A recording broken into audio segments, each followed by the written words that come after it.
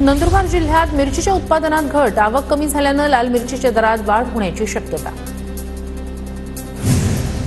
नांदेड जिल्ह्यात झेंडूच्या फुलांवर करपा रोगाचा प्रादुर्भाव, बाजारपेठेत फुलांना 10 रुपये किलो भाव, शेतकरी आर्थिक अडचणीत। धाराशिवच्या परंड्यामध्ये कांद्याचे दर घसरल्याने शेतकऱ्यांमध्ये नाराजीचं वातावरण, कांद्याचे दर वाढवण्याची शेतकऱ्यांची मागणी, कांद्याला 20 ते कमाल 25 रुपये प्रति किलो पर्यंत दर।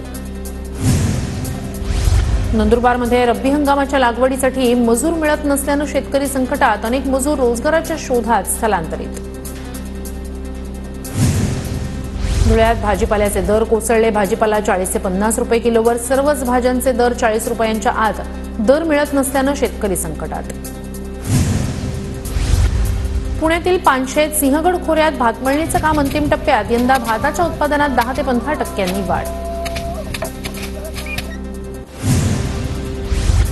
जालना जिल्ह्यात नाफेडकडून 1 लाख क्विंटल सोयाबीन खरेदी वाढल्याने अधिकचा बारदाना लागणार, 13 केंद्रांवर 50 कोटी 64 लाख रुपयांची खरेदी।